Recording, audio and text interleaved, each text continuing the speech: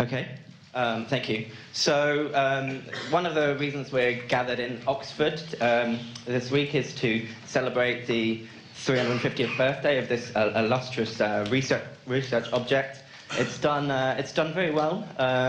Lasted this long, but 350 years is a nice point to maybe discuss retirement.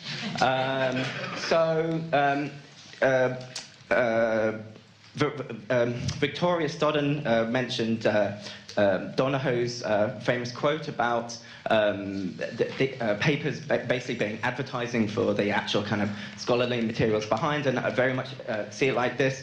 This 1665 style research object hasn't really changed, coupled with the way kind of journal policies have evolved to kind of control this message, control this structure. There are lots of policies that have kind of prevented transparency, embargoes, and there's a lack of transparency.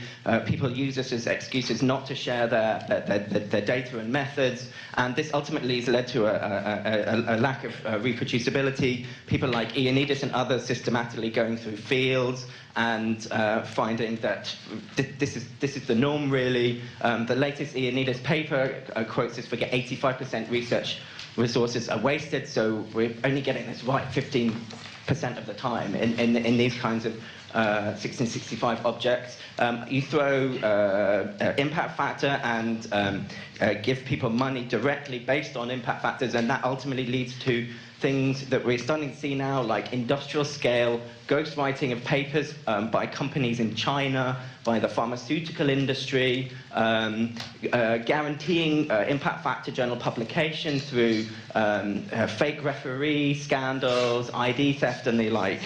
It's not that individuals are gaming the system, it's that the system has effectively become a game, and it's time to say game over.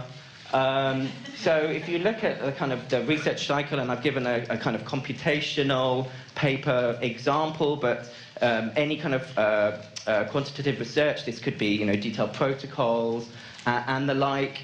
The kind of reproducible publisher approach, what we're kind of doing and others are doing, focusing on research objects, and rather than this kind of advertising approximation of the research, actually publishing the individual parts of the research pipeline, starting with and linking all of these things with DOIs. So, we and others are doing data publication, software publication is quite accepted, publishing pipelines, methods, protocols.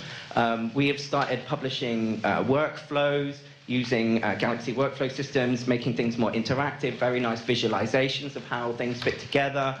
We've started publishing packaged kind of knitter, dynamic everything relating to dynamic documents with code and data. And we recently published our first example of a virtual machine testbed packaging together code and data. And there are lots of other potential research objects, lots of fantastic tools out there now, and we're not really picky. We will take, if you submit this stuff to us, we will take it gratefully.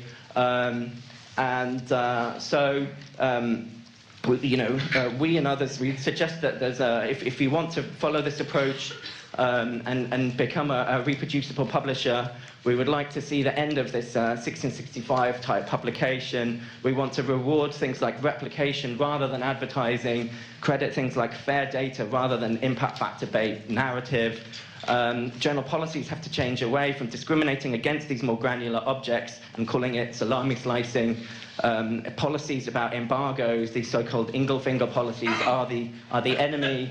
And ultimately, we need to, if you sign the manifesto, we will assess things based on kite marks, badges.